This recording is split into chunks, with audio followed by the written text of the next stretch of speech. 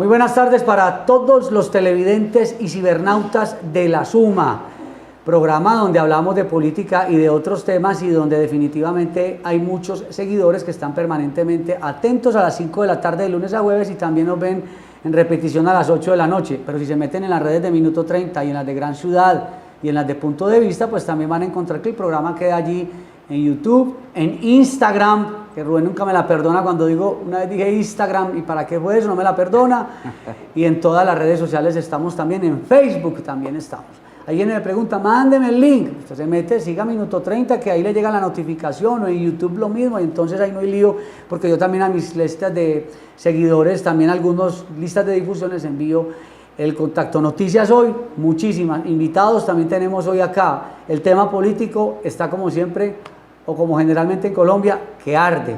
Vamos a saludar a nuestro analista de los días jueves, abogado, catedrático, ahora la cuenta se llama X, tuitero, le decíamos antes.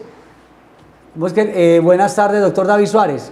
Bueno, Juan Carlos, buenas tardes para ti y para todos los que nos escuchan y observan esta tarde. Y para los que los quieran seguir precisamente, su cuenta en X, ¿cuál es? Suárez Trinando. Suárez Trinando, tiene muy buenos trinos, no es porque él esté aquí, pero polemiza y nos gusta calentar el parche, como dicen. Arroba Suárez Trinando. Arroba Suárez Trinando. Suárez Trinando, bueno.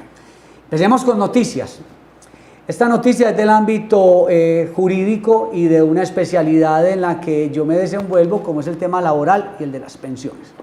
Hoy muy temprano en la mañana se conoció un comunicado de la Corte Constitucional, aún es comunicado porque no se ha dado a conocer oficialmente el fallo, que generó una preocupación entre quienes están afiliados hoy en fondos privados de pensiones y presentaron demandas de traslado para llegar a Colpensiones.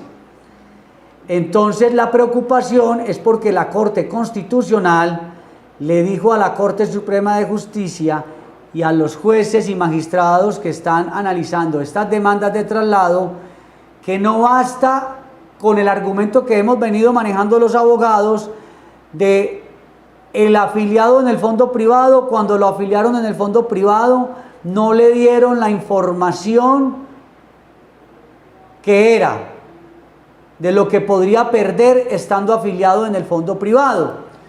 Y ese argumento se ha venido manejando y esas demandas casi todas se han venido ganando.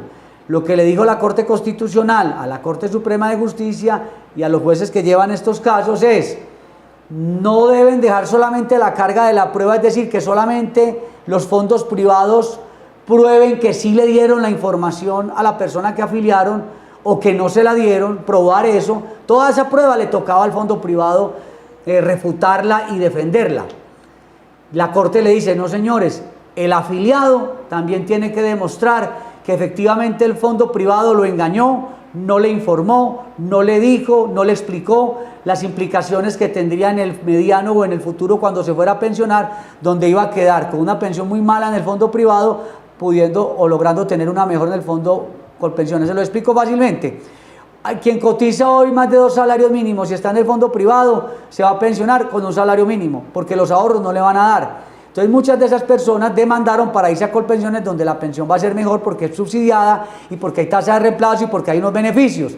Entonces quienes demandaron, muchos ya ganaron esas demandas. Quienes tienen esa demanda en curso, ahora los jueces van a decir, no, la Corte Constitucional dice que además usted que demandó me tiene que probar que no le informaron de manera adecuada. Entonces no es que haya un cambio drástico desde el punto de vista de evitar los traslados. Las mujeres menores de 47 años podrán seguirse trasladando de manera voluntaria al fondo privado a Colpensiones. Los menores de 52 años hombres también lo harán. Las mayores de 47 y mayores de 52 hombres tendrán que hacerlo con demanda, pero esas demandas van a tener mayores requisitos para probar que a usted lo habrían engañado cuando entró al fondo privado. Esa es básicamente pues la discusión que hay. El presidente Gustavo Petro empezó a darle garrote a la decisión de la Corte Constitucional, diciendo que eso era una persecución, que porque allá está Juan Camilo Restrepo Gómez, quien fue el ministro de Hacienda y hoy es juez de la Corte Constitucional, y mire lo que dice Petro, doctor David. Gravísimo, la inmensa mayoría de los cotizantes en fondos privados de pensiones no van a tener pensión. encarcelarlos allí es negarles su derecho a la pensión y a una vejez digna. Muy mal, con esta decisión ganan los banqueros y pierde el pueblo. Y la Constitución de 1991. Y bueno, eso dijo Gustavo Petro. Más adelante, Juan Carlos, usted es el experto en el tema de sí, fondo. señor, pero usted es abogado y también conoce... Pero solo unas anotaciones ahí como anecdóticas. Sí. Pues una es que hubo necesidad de tres conjueces, ¿no? La Corte para los Ciudadanos está conformada por 9 magistrados. Sí. Pero hubo 3 de ellos que se declararon impedidos. Entonces vinieron 3 conjueces, entre ellos el que usted menciona, Juan Camilo Restrepo. 3 conjueces hicieron parte de la decisión. Y como usted dice, si bien uno podría decir que es una posición... Paréntesis, esos conjueces entran a reemplazar al magistrado que se declara impedido para hablar del Correcto. tema, por algún vínculo de algún interés, de pronto alguna inhabilidad. a lo mejor tienen demandado el tema un familiar, la esposa, Algún impedimento. o ellos están ahí en ese tránsito, cualquier cosa pudo haber pasado. Entonces entra el conjuez a decir, bueno, el Exacto. magistrado no puede, viene el conjuez, entre ellos Juan Camilo Restrepo. Pasan a ser magistrados para ese Sí, caso. para ese caso. Para ese caso concreto. Y lo otro es que sí llama poderosamente la atención porque aparentemente, y como usted lo explicó, Juan, aparentemente pues la Corte Constitucional está siendo menos liberal y menos garantista con las personas que la Corte Suprema, que tradicionalmente siempre se ha creído que la Corte Constitucional ha sido siempre más liberal, más progresista, más garantista, más del lado de la parte débil. Digamos que en este caso pues el débil es el ciudadano, Sí, claro. El fuerte es el fondo de pensiones. Y aparentemente entonces está siendo más garantista y más liberal la Corte Suprema. Y podría abrirse un interrogante, Juan Carlos, si de pronto la Corte Suprema le da por apartarse. Usted sabe que si bien los fallos de la Corte Constitucional deberían respetarse, pues que es la suprema autoridad constitucional, recordemos lo que aquí han llamado, que a mí nunca me gusta, pero lo digo porque así se conoce, el famoso choque de trenes, que es cuando entre 2 cortes hay posiciones diferentes. Esperemos a ver si la Corte Suprema obedece y acata y sigue los lineamientos que acaba de dar la Corte Constitucional, o le da por decir, no, yo sigo con lo que traía. Vea, doctor David Suárez, eso que usted dice es muy importante. ¿Por qué? Porque los jueces hoy que llevan esas demandas, que Jueces están laborales. tramitando, los laborales, podrán decir, no, yo me quedo con la teoría del 2008 de la Corte Suprema de Justicia, que quien tiene que probar si informó bien o no al afiliado es el fondo privado. Correcto. El sujeto pasivo aquí, pues el demandante, déjelo quieto, que él es ahí la parte débil, podrá decir algún juez. Y otros dirán, no, yo me voy por lo de la Corte, que también el demandante me explique con pruebas que efectivamente fue mal informado. Pero hay una cosa que usted acaba de mencionar, la Corte Constitucional ha sido protectora, muy protectora. Y yo le digo una pregunta, ¿usted cree que un ciudadano va a demandar para trasladarse de un fondo privado a Colpensiones? Además que esa demanda tiene un costo porque yo llevo esas demandas. ¿Va a demandar por capricho? Pues si va a demandar es porque sabe que en el fondo Colpensiones va a tener una mejor pensión. Es un tema caprichoso. Claro, y ustedes los asesoran, o sea, se supone que ellos siempre se asesoran de un abogado experto en seguridad social o en derecho laboral y pensiones. Y como usted decía ahora, son demandas que ya se han venido ganando desde hace... Sí. Pues digamos que ya hay como una doctrina Sí. muy establecida por parte de los jueces laborales y por parte de la Sala Laboral de la Corte Suprema de Justicia. Porque usted, doctor David Suárez y televidentes, cuando usted se gana más de 2 salarios mínimos, usted una pensión en el fondo privado nunca la va a tener sobre algo parecido a ese salario alto que usted tiene. No lo va a tener en Colpensiones, sí la tiene, y por eso la reforma pensional está buscando es quitar subsidios para que no haya pensiones grandes. Y lo otro es que la reacción del presidente Petro, pues como siempre exagerada, Muy loco, hombre, no sé. porque pues el fallo de la Corte no está diciendo eso. El fallo de la Corte ni está diciendo que los que estén en fondos de pensiones van a quedar sin pensión, ni tampoco pues que estén encarcelados y se tengan que quedar allí o que no vayan a obtener la pensión. Eso no es lo que dice el pronunciamiento de la Corte, usted lo dijo muy bien. La Corte lo que hace es endurecer un poquito más los requisitos, la prueba, lo que hay que aportar, lo que hay que documentar para poder... Y enredarle la lograr pita el a los ciudadanos que están demandando, enredarles la pita porque a veces les van a pedir pruebas que seguramente les va a quedar muy complicado a los que se quieren pasar para Colpensiones, pues probar va a quedar muy difícil. Y si hay jueces caprichosos, pues peor todavía. Así es. Que no faltan pues también. Vamos a otro tema, doctor David Suárez. El presidente del Senado, Iván Name, ya dicen pues que también están embolatando la reforma laboral y la reforma pensional. Iván Name pues levantó la sesión de la discusión de la reforma pensional. Veamos lo que sucedió.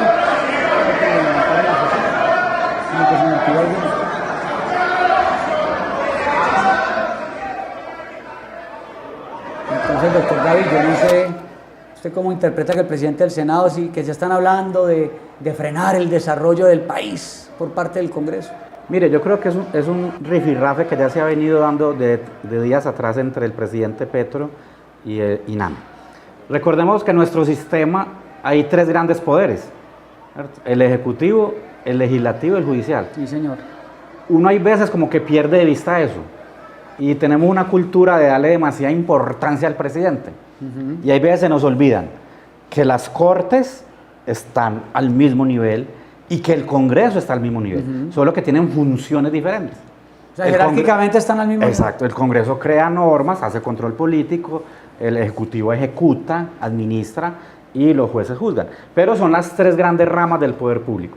Entonces, digamos que cuando el presidente del Senado es una persona muy poderosa en Colombia, que recuerde usted que el presidente del Senado es el que fija el orden del día, el que da la palabra, el que fija qué temas van y qué temas no van en una plenaria, el que fija el horario, el que decide en qué momento se levanta una sesión. ¿Pero estaría siendo caprichoso o no?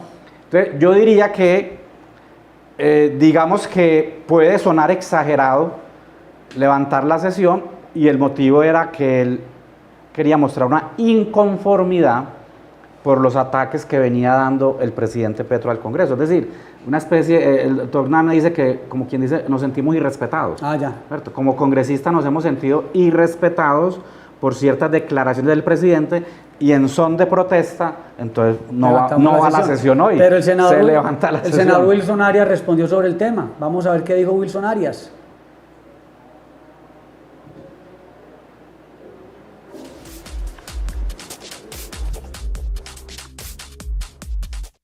La ciudadanía ha venido criticando con mucha justicia.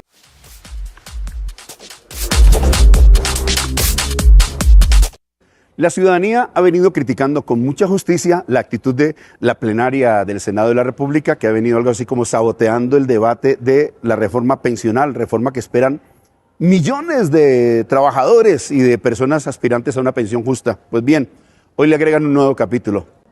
So pretexto de protestarle al presidente de la República, llamándole a que no se desquicie, dice nuestro presidente del Senado, toma la decisión de levantar insospechadamente la sesión plenaria del Senado de la República. Es decir, castiga el proceso legislativo, dizque para protestar contra el presidente de la República, desquiciando la acción legislativa de un Senado de la República que merece respeto. Quiero enviar mi voz de rechazo serio, enérgico, respetuoso, pero con todas sus letras para que no se siga saboteando el proceso de debate de la reforma pensional. Los colombianos esperan que elaboremos, que sesionemos y que demos resultados. Son posturas válidas. Doctor David Suárez. Son posturas válidas y aquí sí una precisión, hombre, Juan Carlos. Sí, yo creo, y usted es el experto, no yo. Pero si hay algo que necesita Colombia es una reforma pensional, ¿no? Sí. O sea, el sistema pensional actual no aguanta mucho, la verdad. No aguanta, eso está pues estudiado. Otra cosa es cuál es el contenido de la reforma, ¿no es cierto? La reforma tiene cositas buenas, otras no tan buenas, pero en términos generales tiene, por lo menos para la clase media baja, más para las clases más necesitadas, sí trae cosas sabemos y para los ancianos. Sabemos que el sistema no aguanta y para quienes de pronto son nuevos en el tema o nunca habían pensado en el tema, ¿cuál es la razón de eso? La razón es que el modelo que tenemos, el sistema que tenemos, fue pensado hace muchos años, cuando la expectativa de vida en Colombia era de 65, 70, y hoy hay personas que duran 95 años, 92. No, estamos las mujeres en 83 y los hombres en 81 es la proyección. Y entonces cubrir tantos años de pensión difícil. Colapsa el sistema. Y lo otro es que cada vez hay más cultura. Es decir, hace unos años la gente era muy descuidada con el tema.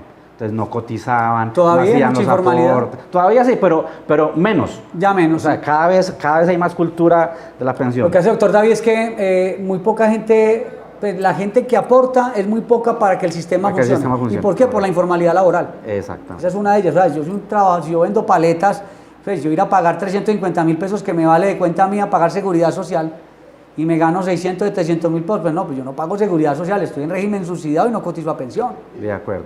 Es jodida la cosa. Y lo que usted dice, el Congreso le está parando en la raya a Petro, usted está muy grosero por redes. Bueno, nosotros también le respondemos, le frenamos todo. Le frenamos todo. De todas maneras, hay un ambiente, yo no sé si usted lo ha notado, hay un ambiente enrarecido, ¿no? Y más enrareció cuando ya el presidente está hablando de una posible declaratoria de un estado de excepción para darle superpoderes. De eso Ahí lo tiene ahí. lo tengo no acá. le quito la agenda, qué pena. Porque, claro, no, pero usted también, usted está reemplazando hoy a Rubén Benjumea, que se encuentra por fuera del país en Brasil atendiendo negocios. ¿Está trayendo contrataciones para Nacional o qué? Estamos mirando a Mirando ver. jugadores. Sí, señor, vamos a buscar buenos jugadores en Brasil. El Rubén le queda la tarea. Germán Vargas Lleras, él ha dicho, hermano, aquí parece que el presidente quiere declarar emergencia y decretos de emergencia para sutilmente meternos una constituyente. Entonces miremos qué dice Germán Vargas Lleras para que usted pueda opinar, doctor David, también. Muy bien.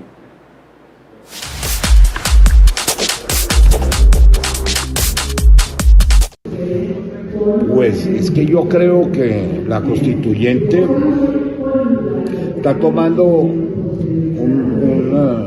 camino equivocado. Nuestra constitución prevé en su artículo 376 un rumbo definido. El gobierno debe presentar un proyecto al Congreso, el Congreso aprobarlo, ir a control de la Corte Constitucional, preguntarle a los colombianos si desean, se convoque y se elija una constituyente y luego de eso convocarla, elegirla, con un temario preciso y por un tiempo definido. Pero yo creo que lo que está pensando este gobierno es no respetar la Constitución y expedir un decreto de emergencia violando la Constitución y convocando su propia constituyente. Ese es el camino más peligroso.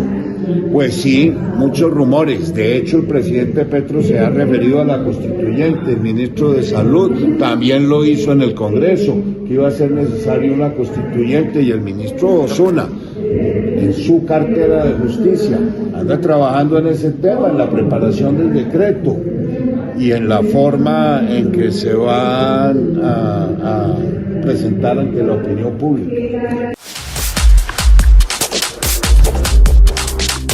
Doctor David Suárez, ¿cómo podría el presidente, no entendí muy bien, que por decretos de emergencia casi que imponer la constituyente? Porque lo que hemos visto es que hay decretos ya para reforma a la salud soterrada. Entonces intervino y entonces ya hizo un decreto de giro directo y no sé qué. No sé la Corte Constitucional qué podrá pasar y por qué lo que dice Germán Vargas, ¿qué? Hombre, lo primero es una anotación. Vargas ha cambiado, ¿no? Físicamente. No, y él siempre era como reposado. calmado, sereno, precandidato presidencial. O está medicado. Aunque yo no sé, Vargas Lleras tuvo su época, ¿no? Yo creo que Vargas Lleras era 2010, 2014, máximo 2010. Pero ha estado ahí, ha estado en la jugada, como rebregando a resucitar. Puede tener chance en el 26. No hay duda que para la derecha es una opción. Lo que pasa es que tiene muy difícil con todos esos candidatos que es del Centro Democrático, ¿no? Pero el hombre está ahí, haciendo la tarea. Pues él podría estar al mismo nivel o más que... Y se puede ir consolidando como el líder de la oposición estos 2 años contra Petro y eso... Y el hombre sabe. Bueno, y frente a la propuesta, un recorderio, Juan Carlos, porque usted también es muy joven, yo soy más viejo que usted. No tanto, no crea, eso es puro visaje. Miren, es que en Colombia todo se repite, Juan Carlos, esto es repetitivo. La Constitución que tenemos hoy fue así. O sea, en el 90 se dictó un decreto de estado de sitio que se llamaba en esa época, hoy se llama conmoción interior, convocando una constituyente. Porque la Constitución anterior decía, solo el Congreso puede reformar la Constitución en Colombia. Y sale un decreto y va a la Corte Suprema de Justicia. En esa época no había Corte Constitucional. La Corte Suprema eran 24 magistrados. Había una sala de 4 que era la sala constitucional, que era la que proyectaba los fallos de constitucionalidad. 4 magistrados nomás. Y los demás eran los laborales, los civiles y los penales. Los 4 magistrados de la sala constitucional proyectaron que ese decreto de estado de sitio era inconstitucional. Porque la Constitución decía, solo el Congreso puede reformar la Constitución. Eso fue a la Corte. Y durante muchas semanas estaba 12-12, 12-12, empatado eso en la Corte. Y a última hora, una noche, Fabio Morón Díaz, Samario para más datos, que era magistrado, que era de la sala constitucional además, porque uno entendería que un penalista, un civilista, un laboralista hubiera cambiado de opinión. No, uno de los constitucionalistas dijo, no, eso es exequible. Y declararon exequible la convocatoria de la constituyente. O sea, nosotros tenemos un pecado. Todo empezó con un decreto. Porque decía la norma, solo el Congreso. Hoy, ¿qué dice la Constitución? Hoy dice, la Constitución la puede reformar el Congreso por acto legislativo, sí. 8 debates.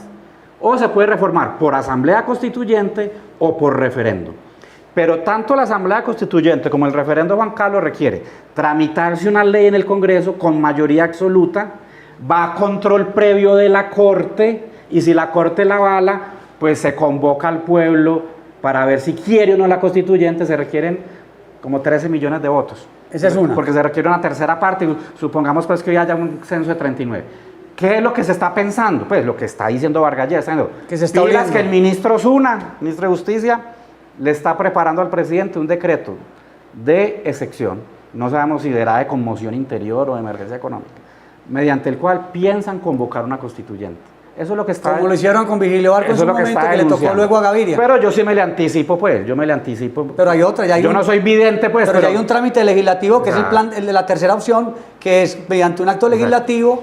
Pero Pero yo quiero ser vidente. yo estoy confundiendo. El acto legislativo es para el tema de la autonomía fiscal de Antioquia. Sí. Pero yo me la quiero ser vidente. En este caso, la Corte Constitucional se lo tumbaría.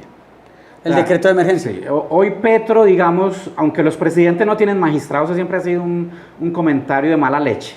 Cuando decían es que Santos maneja el Consejo de Estado, Duque, eso es mentira, Juan Carlos. En el Consejo de Estado hay 27 magistrados de todas las... Hoy la Corte Constitucional podríamos decir que Petro tiene un magistrado, porque su anterior jefe jurídico acaba de llegar a la Corte. Pero los otros 7 magistrados tienen muy claro el tema. Y ese decreto no pasaría ante la Corte. Ese decreto no... Hoy día, una cosa fue en el 90. O sea, no nos tenemos que asustar. Hoy día un decreto de eso no pasa una revisión ante la Corte Constitucional. ¿Y eso sería para saltarse al Congreso? Es para saltarse al Congreso. Porque sabe que en el Congreso no tiene la mayoría. Correcto. A ver, María. Vamos a ir a una pausa y venimos con invitado. Vamos a hablar un poquito también sobre la devolución que propone el gobernador a los congresistas de las donaciones, doctor David Suárez. Vamos a hablar también sobre demanda para que la mesa directiva de la Asamblea de Antioquia se vuelva a elegir, porque no se incluyó a la oposición. Estos y otros temas, también con otro invitado que va a estar con nosotros en breves segundos.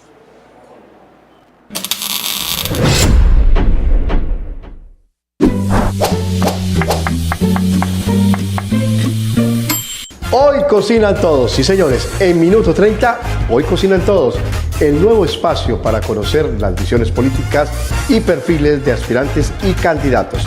Como quien dice, vamos a conocer los secretos de cocina picantes en la política. En Minuto 30, hoy cocinan todos.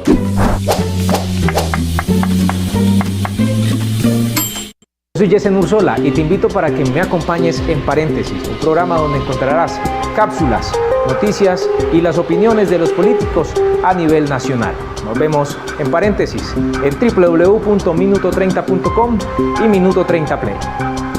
Bienvenidos a Paréntesis, el espacio donde la política y la opinión se encuentran. No te pierdas nuestras entrevistas con destacados líderes de la política. Conéctate con Minuto 30 y haz parte de nuestra comunidad.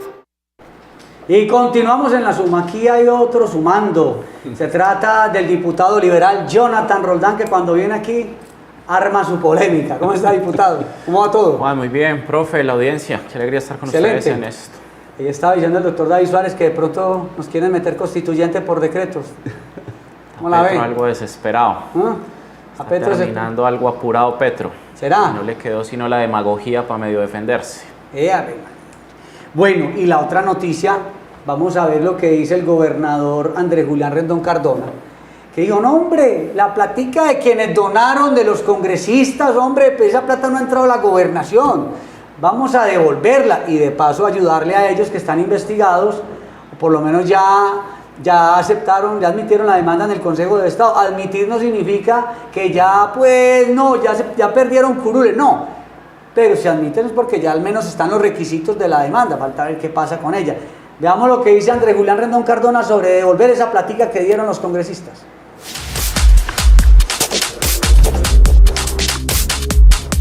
Con el ánimo de no afectar ni de involucrarlos en ningún problema judicial, respetando a nuestras autoridades, quiero decirles que vamos a proceder a regresarles los recursos que ellos genuinamente donaron a la vaca. Y lo vamos a hacer aun cuando tenemos convencimiento jurídico desde la Gobernación de Antioquia que eso no constituye un contrato.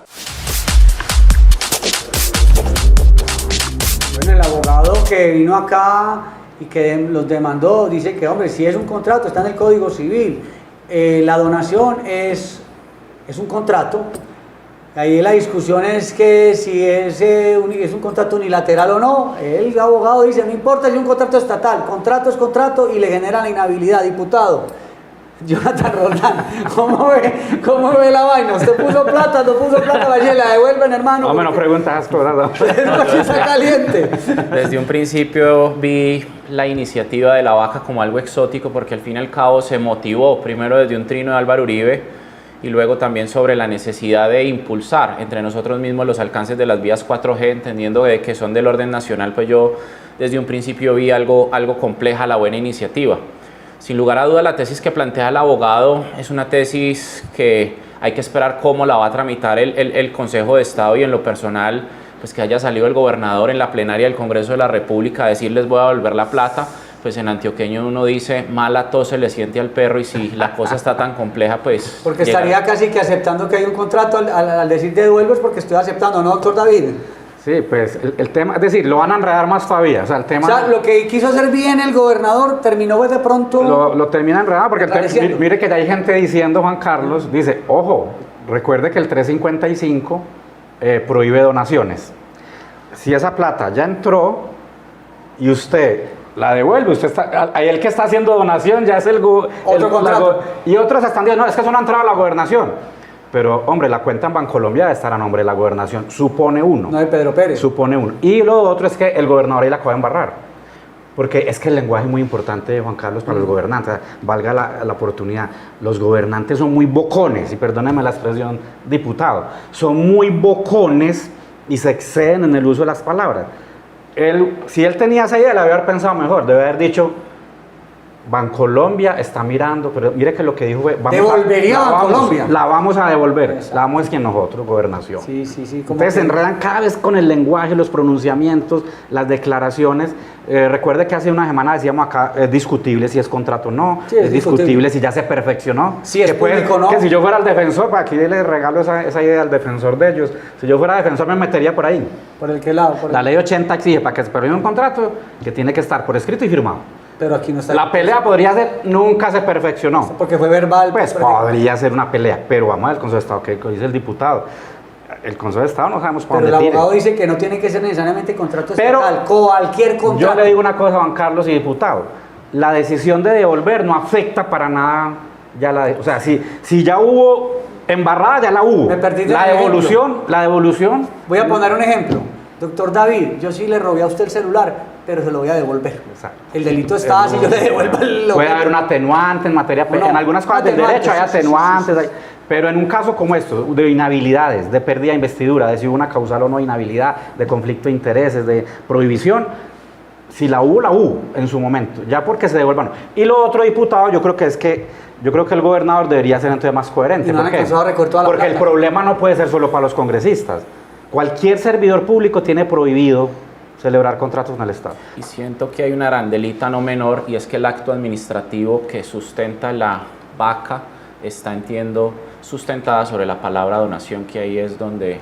Ahí fue que el abogado se pilló y dijo, uy, esto es un contrato. Y el decreto da a entender que la plata ingresa ya inmediatamente el presupuesto del departamento. Ay, Dios. ¿Algo más sobre ese tema, diputado? No, pues nos toca a nosotros estar. Yo hago parte de la Comisión de Hacienda de la Asamblea de Antioquia y a nosotros, presume uno, nos va a llegar un proyecto de ordenanza que busca llevar al presupuesto del departamento de Antioquia este recurso. Perfeccionar sí tendremos nosotros que mirar con una lupa, porque ya estamos viendo de que no solamente en el lenguaje, sino en una filigrana, que hay unas personas muy atentas en esa filigrana, no se vaya a enredar. Pues yo siento que la vaca arrancó un poco cuestionada, se han ido disipando muchas cosas, pues ahorita ya la demanda, pero en el pasado también fue una noticia muy compleja, supuestamente el Clan del Golfo reconociendo unas donaciones. Hay muchas arandelas para analizar, pero también siento que el propósito de $1 billón ya con todas estas tormentas mediáticas, esto se nos alejó. No fue ni antes de la demanda, ni antes del... No fue. Además que queda una sensación, es decir, la vaca produjo un efecto, protagonismo para el gobernador, no hay duda, visibilidad nacional, que es lo que están acostumbrados ellos, ser efectivistas, ¿no? Eso funciona. Ser titular de prensa, no hay duda, eso lo logró. 2, de alguna manera confrontar con el gobierno nacional, lo logró. Hoy todos saben quién es Andrés Julián Redondo. Exacto. Pero miremos que detrás, en filosofía, fracasaron. Porque mire que detrás decían, con diputado, vamos a mostrar la pujanza de los antioqueños, la solidaridad de los antioqueños.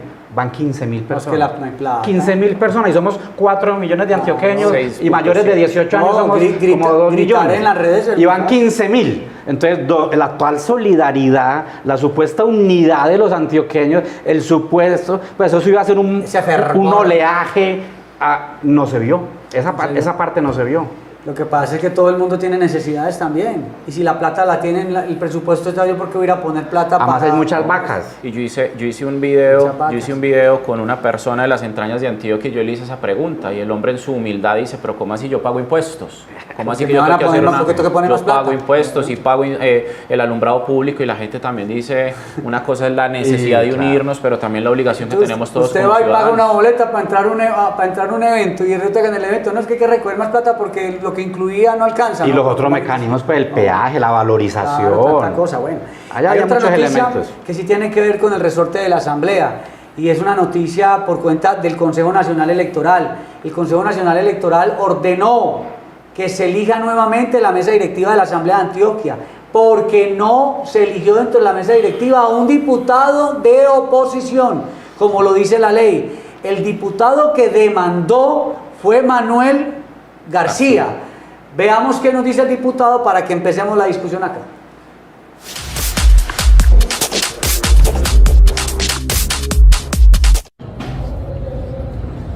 Celebramos la decisión del Consejo Nacional Electoral el día de hoy, donde conmina a la mesa directiva de la Asamblea del Departamento de Antioquia a que repita de nuevo la elección de su mesa directiva. Allí, el 1 de enero del presente año, le fue violado el derecho a los partidos declarados en oposición de hacer parte de una de las vicepresidencias de esa corporación. Desde esa vicepresidencia, los partidos hoy declarados en oposición haremos el ejercicio del control político y seremos el contrapeso al ejercicio del gobierno departamental para que desde allí el ejercicio de la buena gobernanza y los derechos del estatuto de la oposición sean respetados, para este caso al pacto histórico en Antioquia.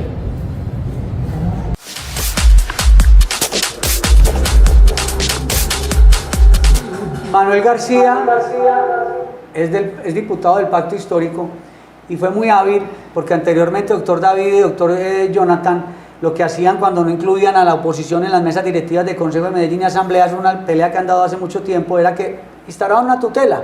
Y entonces el juez de tutela dice, no hermano, es que esto no es la vía subsidiaria, vaya por la vía ordinaria, demande ante el Consejo Nacional Electoral o Consejo de Estado. Manuel García se dio a la tarea, no es que con tutela a mí no me va a salir, me voy al Consejo Nacional Electoral, seguramente eso lo van a impugnar, pero ya siente un precedente. ¿Por qué en la Asamblea no incluyeron en la mesa directiva a un diputado de oposición? Bueno, yo viví el momento del primer día en la Asamblea, está muy claro y era que el procedimiento dice que cuando se considera un partido con declaración política en oposición es un acto administrativo que emite el Consejo Nacional Electoral.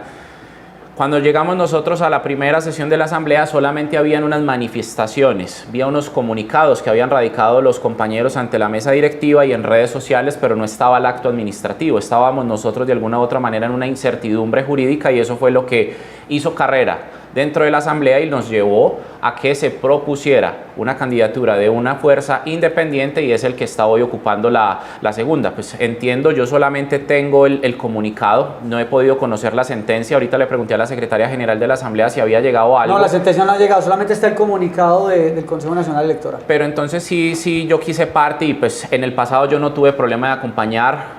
Cuando integraba el Polo mi compañero Luis Peláez, luego cuando migraron al Partido Dignidad, Dafli Romaña también hizo parte de una bancada de oposición. En la Asamblea nunca ha habido un sesgo o algo para limitar los derechos de la oposición, pero en este caso sí era un criterio que la ley exigía un acto administrativo emitido válidamente por el Consejo Nacional Electoral. A falta de esto, el camino de la Asamblea fue interpretar a su propio criterio y eso fue lo que llevó a que nuestro compañero Camilo Calle hoy sea el presidente. Nosotros acogimos esa idea inicialmente. Pero podía ser un independiente quien estuviera en la mesa directiva. Que no había criterio, no había una regla muy clara. Pero no había criterio desde qué punto de vista legal. Se pedía la resolución del Consejo Nacional Electoral, solamente había una manifestación unilateral de los compañeros, en este caso el del pacto, Luis Eduardo Peláez de Dignidad. Él por ahora yo no recuerdo que él se haya declarado y el compañero que entró por el Partido Independiente, Walter que se Salas. intentó hacer una votación por Walter Salas.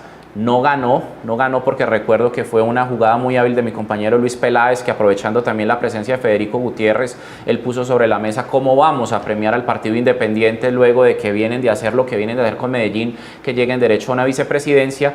Walter Salas no acogió la mayoría de la votación, se volvió a una nueva votación y eso fue lo que permitió que Camilo Calle saliera. ¿Por qué no tuvieron en cuenta a Manuel García del pacto? Puedo estar descontextualizado y no sé si fue que no se postuló, o sea, ya sí es... Porque fue el único que demandó.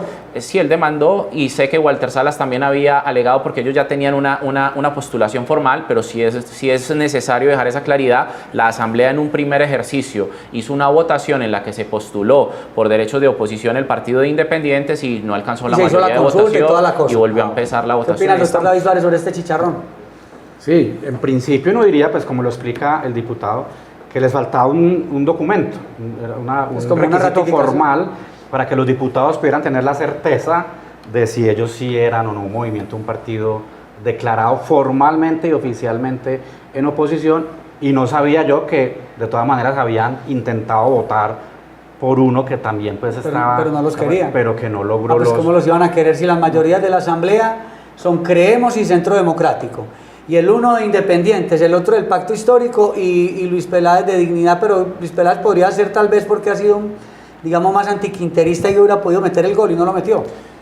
Sí, yo entiendo que la posición del Partido Dignidad, al menos en este arranque, ha sido como un poquito más neutral. Él nos encasilló de entrada como en un tema de oposición y en ese momento sí estaba el camino entre el compañero del pacto y el que antes de posesionarse, que fue muy famoso ahí en las escalas de la Alpujarra, el diputado de Independientes, que incluso antes de terminar el 2023 él ya había anunciado su posición política de cara al gobierno. Y ahí estamos, esperemos si en 48 horas, hasta donde sé.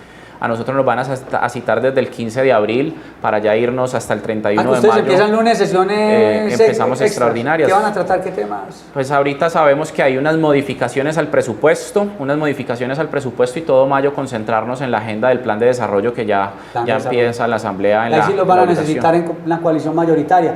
Oiga, doctor David, ¿esa demanda qué? ¿Se va todo este año y la mesa directiva pasa de agache o qué? Es posible, sí, los tiempos de pronto no dan ya para que... Mientras apelan al Consejo de Estado. Para que pueda haber cambio. Habría que esperar pues la decisión, como dice el diputado, leerla con cuidado, a ver qué es lo que se estableció en esa decisión y mirar a ver qué camino se sigue, ¿no? Lo otro es que pues un diputado tampoco lo puede obligar a que vote por X o por Y, ¿no? que uno de los candidatos logre la votación para llegar a la mesa. Tienen que meter en la mesa directiva. Hay que cumplir, sí, obviamente, porque pues obviamente para eso se hizo el estatuto de los partidos y de la oposición, para que haya representación. Es que quien y tenía el diputado lo ha dicho, pues en la Asamblea hemos tratado de garantizar. ¿Sabe quién fue el que enredó la vuelta? Luis Pérez. Él era el que tenía que estar ahí, bueno, como líder de la oposición. Él no aceptó la curul ni nada, ¿o qué? Quedaba algo exótico. No, Luis Pérez no iba a meterse a la Asamblea ni fue el berraco. Sí, eso era poco probable. No era de su interés. Ni eso está. Además recordemos que cada que Luis Pérez pierde una elección no lo volvemos a ver. No. En 2 años. Estar viajando por Europa, quién sabe dónde está.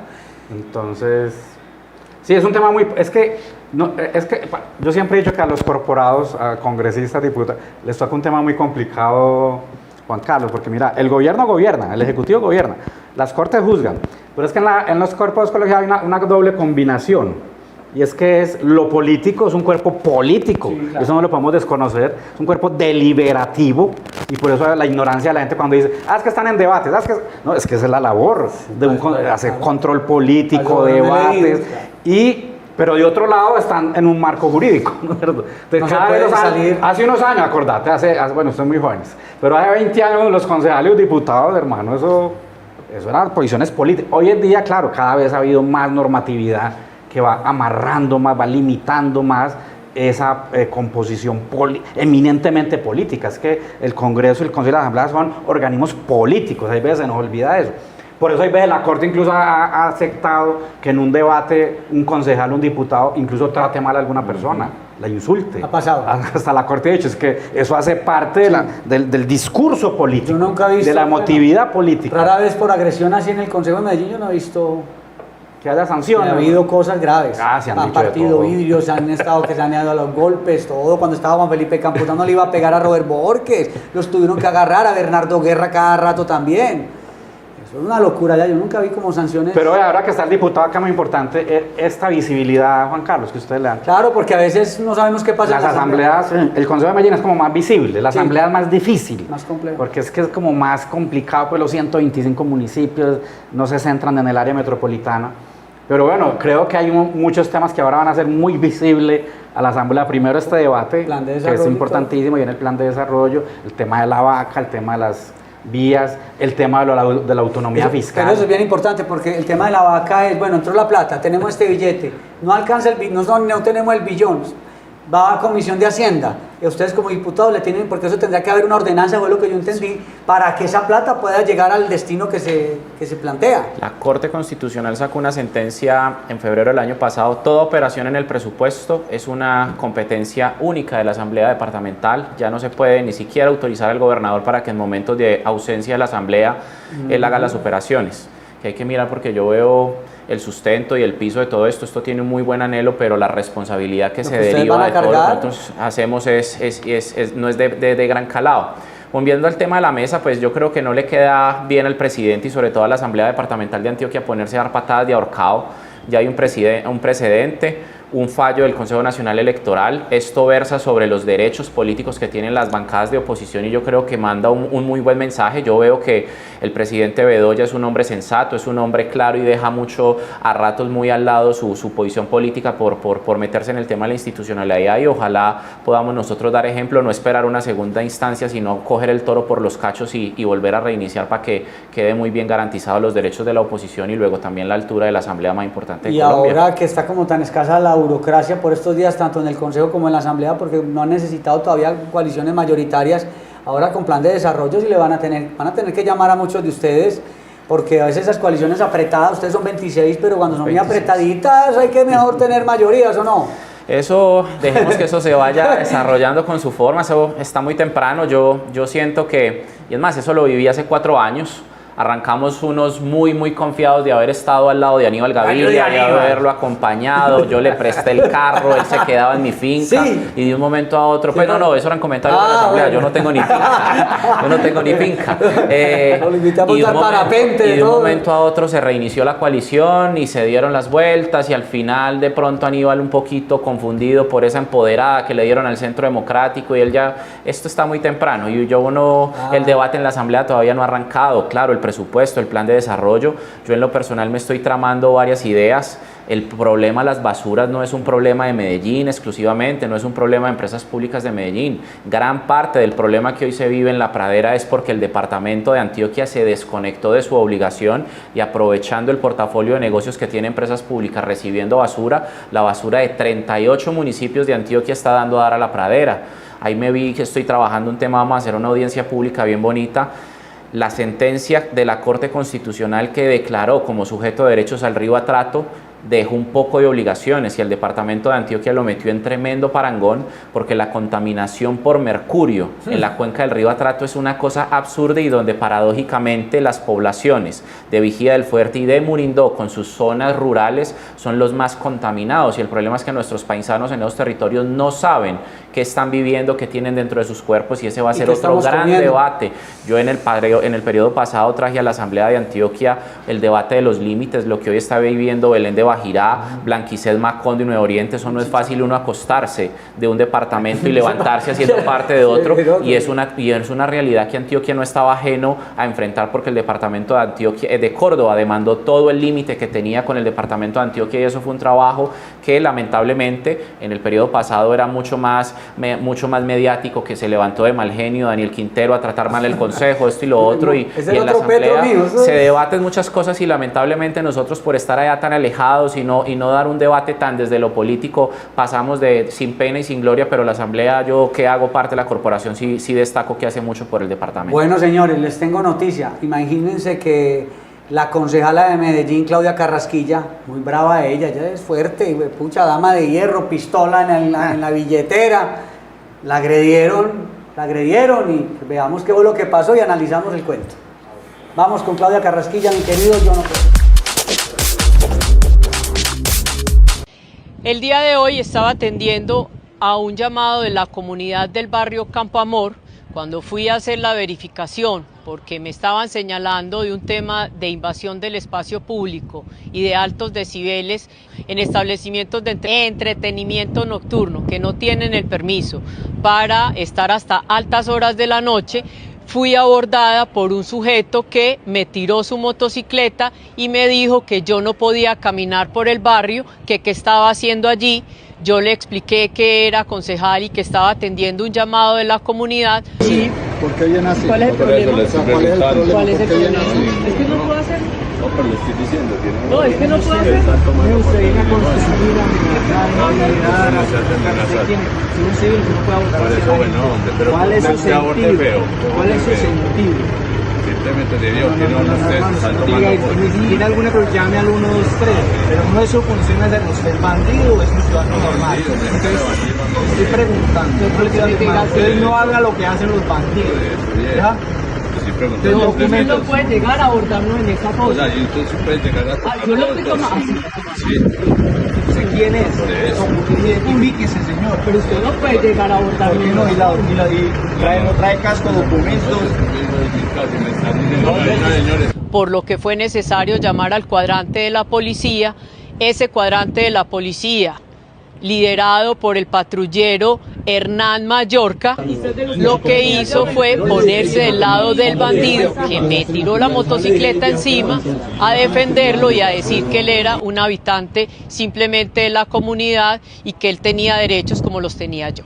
Si esto pasa con este cuadrante, que sabía que yo era concejal de Medellín y que estaba precisamente atendiendo una problemática y que recibió un llamado donde le dijeron que yo supuestamente estaba retenida contra mi voluntad y llega en esa actitud, ¿qué diremos de este cuadrante frente a esta comunidad cuando llama para que le protejan sus derechos? Mejor dicho, apague y vámonos. Se nota tanto el mal proceder de este patrullero de la Policía Nacional que mientras yo le estaba increpando por su actitud de defensa a esa persona que me había impedido estar en el sector, se tapó el nombre, pero cuando llegó su superior, porque me tocó llamar a su superior, se destapó y así lo podrán mirar ustedes en el video que a continuación les voy a entregar.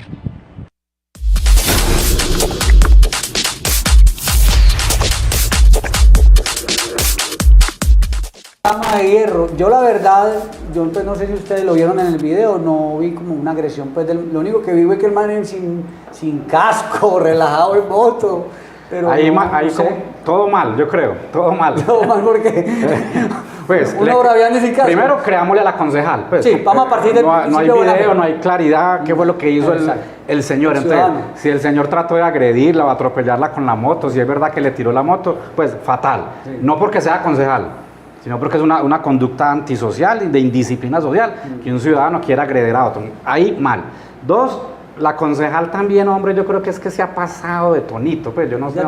Es que una cosa es ser uno enérgico, ser vehemente, pero también esas actitudes hay veces que asume como de ser, no sé, como tirárselas de general, la de sheriff, de autoridad. Eso también está mal. Un concejal, yo creo que en un caso de esos debe ser más dialogante, más la policía, porque aparentemente, pues, ese señor estaba infringiendo ahí como 3 normas de tránsito. Chancletas y casco. Mínimo había que llamar era al guarda de tránsito que le levantara. Y mal la concejal al final exhibir de esa manera a la gente. Sí, pero no es la manera. Denúncielo, ponga una queja, pero mostrarlo así ante la opinión como pública. Como dice una solear a los policías y al señor de la moto. Eso no es sano, eso no es el mecanismo, no es el diputado. Creo que es muy excesivo todo, muy excesivo todo. Yo creo que uno no puede valerse de lo que hace para pretender estar por encima. Pues primero no es fácil estar en los zapatos de un policía y qué trabajo tan complejo. Algo tuvieron que haber encontrado también los señores patrulleros para haber actuado de la manera en la que está. Y yo en lo personal, pues nosotros los políticos hemos hecho también mucho daño en este tema de la democracia y esto es a punta de monólogos y a punta de alguna manera de actuar para ver cómo nos hacemos notar. Y yo sí en lo personal evité todo ese tipo de problemas y yo tengo el mejor escenario para hacer ese tipo de videos, que es en la sala de la casa, donde de pronto el que se le enoja a uno es el gatico, porque obviamente la política se presta para todo. Ya deja Jonathan de hacer videos que no me dejan dormir, a las 2 de la mañana haciendo videos. Estamos polarizados, la gente está de alguna u otra manera muy apasionada alrededor de todo esto y lamentablemente quienes somos los responsables de todos estos somos nosotros los políticos que a punta de monólogos estamos cargando de pasiones a la gente para que reaccionen equivocadamente, pero ¿Usted también cree que para que ustedes como políticos están exagerando la polarización? Tal vez? No, sí, a nosotros las redes sociales nos han enloquecido. Yo creo que hoy por hoy nosotros los políticos, yo hago parte de ellos, podemos ser un peligro para esta sociedad porque somos capaces de decir cualquier cosa con el desespero de figurar en las redes sociales. Podemos vendernos en las redes sociales como algo muy sensatos, pero a la hora de operar podemos ser iguales o peores a lo que tanto criticamos. Y yo creo que nuestro ejercicio democrático está pasando por una severa crisis, y yo digo que la crisis se agrava hoy en esa necesidad del monólogo y sobre todo la insensatez que hoy es paisaje por medio de nosotros los políticos. ¿Qué opina el doctor David? Y lo otro ayer, ¿quién eran los otros dos jóvenes? Los que increpaban al de la... Menos que como el UTL o los auxiliares o el esquema de seguridad, porque hablaba, ese pedo hablaba también como si fuera autoridad. No, porque usted sabe que en la unidad de apoyo uno se empodera y se cree también concejal. Entonces, sí, yo no sé, yo creo que el tema hubiera servido era para otra cosa, o sea, es decir, ¿cuál era el tema? Mire que el tema de fondo se perdió, sí. Que el horario, que los establecimientos, que el ruido, y terminó fue como una simple disputa ahí entre... ¿Ustedes no recuerdan que en campaña le dio a Daniel Quintero por salir a ayudarle a Juan Carlos Upegui, y en una de esas estaba un man se estaba tomando una gaseosa, una cerveza, y le tiró se lo bañó, y le dice a Daniel Quintero, ¿qué pasó? No, aquí no ha pasado nada, el man se hizo Pero yo creo que es un llamado, diputado Juan Carlos, hay que hacer un llamado, hombre, a la tolerancia, o sea, como sociedad hemos perdido mucho, ¿no es cierto? Muy agresivos.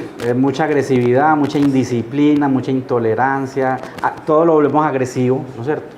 Obvio, uno entiende, es fácil uno salirse de casilla diputado. Aquí en esta mesa uno es muy fácil hablarlo. Cuando uno está allá en la calle, en una situación, uno no sabe cómo va a reaccionar. Claro. Uno nunca sabe cómo. Pero para que haya tiempo pues, de filmar y de grabar es porque la cosa está Hubo tiempo para uno respirar. ¿O no? Pero yo sí veo que pues aquí lo expresa la concejala y todo, pero la sociedad sí está enfrentando cosas muy complejas. Mire lo de Envigado ayer. Un hijo asesinar a sus dos padres. Yo creo que aquí lo que estamos viviendo como sociedad es de un tema de valores está grave. Complejo.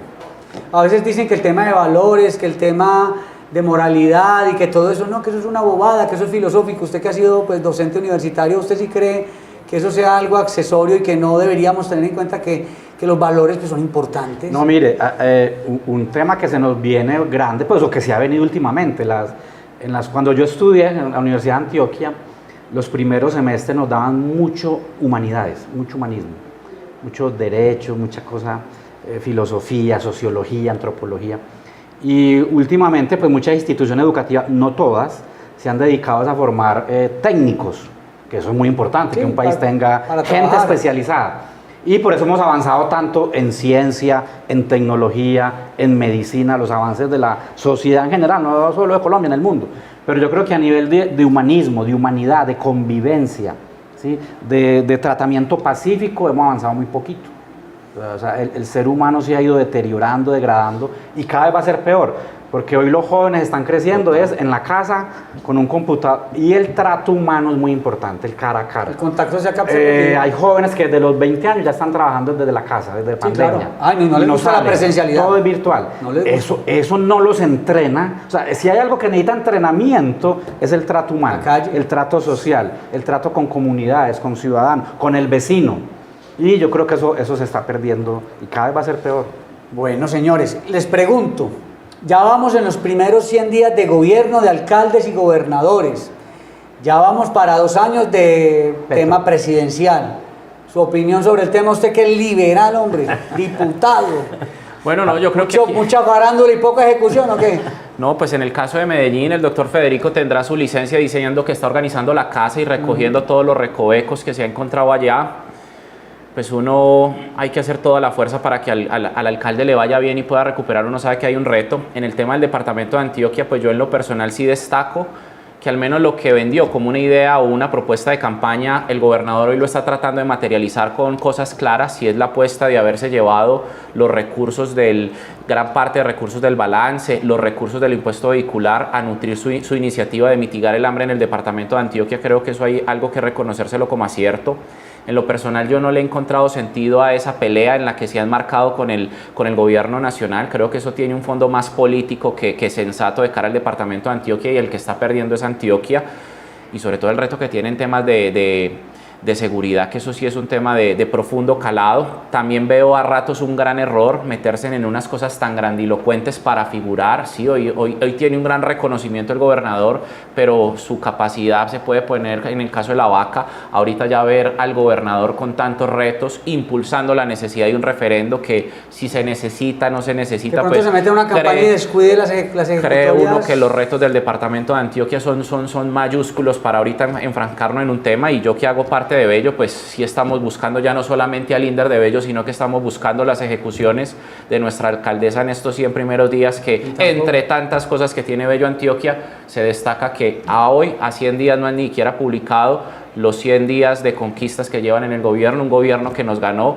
bajo el anhelo de la continuidad, y hoy nosotros los bellanitas nos preguntamos de qué han servido esa continuidad. Pero por ahí le 100 días, respondieron que lo del Inder iba muy bien, que usted que estaba desinformado, no sé qué. Ahí radicamos. Yo lo escuché con Luis Arrestrepo y por allá respondieron también. Ahí radicamos el derecho de petición para al menos hacer el debate, y esperando que nos cite, porque sí hay que hablar claro del Inder de Bello, que ahí hay mucho. Porque esos huevitos se perdieron, yo lo escuché. Está toteado el huevito del Inder en Bello. ¿Usted, doctor David, qué opina sobre eso de 100 días? Mire, yo siempre creo pues, que 100 días es poco, ¿no es cierto? Yo creo que 100 días, pero es un parámetro, ¿no? Siempre ha sido un parámetro para medir a los gobernantes, y los 2 años. Voy a arrancar de arriba para abajo. Hágale. Petro, cada día más Petro, ¿cierto? Petro, cada día más Petro. Petro, lo he dicho yo muchas veces, Petro es un activista, Petro es un militante, Petro es un incendiario, ¿cierto? Que hay veces se ha disfrazado de congresista, de alcalde de Bogotá y ahora de presidente. Pero el alma de Petro es ser confrontador. Petro es un combatiente. No un administrador. Por eso yo estoy de acuerdo con el diputado. Cuando Fico y el gobernador se enfrentan a Petro, se están enfrentando en un terreno que no es el adecuado para ellos. Y los que pierden, gana Fico como presencia, gana el gobernador en ego, en vanidad, en visibilidad. Pero, ¿qué pasa con los otros 100 municipios? Claro. Medellín se defiende, el área metropolitana, pero ¿quiénes son los afectados? 100 municipios que dependen de la nación. Yo con los alcaldes de Guatapé y del Peñol le decían, no, nosotros no podemos hablar tan duro. Exacto. Es que nosotros no hace falta la plata de la nación. Es que hay 100 municipios que necesitan. Entonces, de Petro no hay como nada extraordinario para pensar, se está mostrando tal mucho como que esperar, es. ¿o qué? Pero yo al menos celebro que no haya salido todavía la reforma a la salud. Que eso hubiera sido una cosa... No, pero la está haciendo por decreto prácticamente. Deteriorándolo por otro lado, sí. Bueno, del gobernador obviamente se le reconoce que ha sido protagonista, que ha ganado nombre, que ha ganado figuración a nivel nacional. A mí eso no me parece importante, pero hay que destacarlo, ¿no? Un balance político, hay que destacar que el gobernador, pero que ha cometido los descachis son muy peligrosos comenzando, y enumero pocos. Uno, cuando se metió con la Universidad de Antioquia, con los estudiantes, que mire que hoy, ¿qué pasó? ¿Qué ha pasado con eso? Cuando se puso a decir, es que hay estudiantes que se demoran no sé cuánto años. Carrasquilla también apoyó esa... Y eso fue un error del gobernador. Sí. 2, que no logró imponer rector de la universidad, son muy importantes. Yo creo que es la primera vez en la historia, pero habría que esculcar, pero yo creo que es de las primeras veces que el candidato del gobernador no queda de rector. Una derrota grande. Antioquia, me parece que es una derrota, porque además lo derrotaron con los votos del sector, pues, Petro sí, pero el sector representante del sector productivo. Y con una candidata de mucho nombre la hija dentro Carlos de la Gaviria. universidad. ¿Y en el Fico? Bueno, el tema de La Vaca no sabemos cómo va a terminar. Es un tema, pero se le resalta el tema del hambre, de la lucha contra la lucha contra el hambre, hay que reconocerle al gobernador, y el protagonismo que tiene. Yo estoy de acuerdo con la idea, pero no con el procedimiento. Yo estoy de acuerdo en defender la autonomía, yo estoy de acuerdo en defender la autonomía fiscal, fortalecer los departamentos, pero creo que es un grave error del gobernador meterse en el cuento del referéndum. Pero ya hay trámite en el Congreso, por ahí nos estaban contando. Por ejemplo, ese comité, yo no sé, diputados, ahora a propósito, ese ya estaba por preguntar, ese comité que presentó antier de promotores, que son como 7 personas, ¿eso es gratuito? Porque es que son unos personajes. Manuel Oviedo sí trabajará gratis. El director del DANE. Yo no creo. O esos son 7 contratos de prestación de servicio, no sabemos. Ahora nadie habla de plata porque todo el mundo ya no habla ya no sé, trabajar gratis a mí me llamó la atención. Plata también. Está Guido, él es congresista, ahí es gobernador. De bacanería no creo. Esta gente va a trabajar gratis. Estos promotores, ¿cuánto están ganando? No, porque ya nos tenemos que ir. No tengo ni idea. Bueno, y de Fico, rápidamente. a mí me parece que está desdibujado. Me parece que Fico llegó más fuerte que Andrés Julián y Andrés Julián se lo está... O sea, si miramos... ¿Andrés no lo conocían? Si miramos Está en en el figuración, Andrés Julián se está tragando a Fico. En el top. ¿Por qué? Porque Fico se quedó 2 meses peleando con Quintero. Y Quintero haciendo por ahí ese hizo tal más. informe de auditoría que nunca asistió. Y 2, ahora pues se enfrascó, que es un tema muy importante, muy vital, esencial, el tema de la prostitución y de proteger a los menores, pero realmente hay un montón de temas en Medellín que uno no ve como el arranque. Uno no le ve como el arranque en Medellín a muchos... Ya hay que empezar ahora en mayo, pues. Se fue el titular y volvimos a lo de antes. Ya se volvió a cuadrar el horario en el Parque Lleras. Ya se acabó el show y volvimos a lo normal. Sigue el problema. Sigue el problema. Es que le dejamos coger ventaja. Diputado Jonathan Roldán, muchas gracias, hombre. Juan, a ustedes, qué honor compartir mesa con ustedes aquí. Invite siempre. a Andrés Julián a tirar parapente. Ya estamos invitados, estamos trabajando mucho con el bueno para eso, doctor David. Le gustan parapentistas. a mí yo no tengo pavor a las alturas. Pues. Yo me tiré una vez, pero no lo vuelvo, me encantó, pero no lo vuelvo a hacer. Pero sí lo hice. Ahí traemos unas propuestas sustentándoselas al gobernador muy interesantes para impulsar no solamente la agenda turística, sino la agenda deportiva, que tenemos mucho para ser uno de los grandes referentes del parapentismo del Robándome mundo. unos segunditos, aquí el ex candidato a la alcaldía Rodolfo Correa hablaba que de nosotros coger el suroeste y hacer como una especie de eje cafetero con turismo y con todo eso, y eso le quedó ahí como que no se sabe. Me parece bacano todo ese tipo de cosas también, que ahora que estamos con tanto turismo y tal. Bueno, doctor David, gracias. Por acá lo esperamos el próximo jueves. Muy agradecido y fue muy placentero estar con el diputado hoy. ¿Pasó el examen o no? Sí, muy claro, muy calmado, tranquilo y con ideas claras. Usted habla de políticos veteranos fuertes, César Pérez García, que movía todo el tablero allá en la asamblea hace más de 20 años. Bueno, muchas gracias a todos los televidentes que estuvieron con nosotros en la suma, a Jorge Pareja, a Mauricio Tobón, a los Felipes, a John Osorio, Juan Ricardo, al tío. Un abrazo para también todos los que se conectaron. Gracias, chao.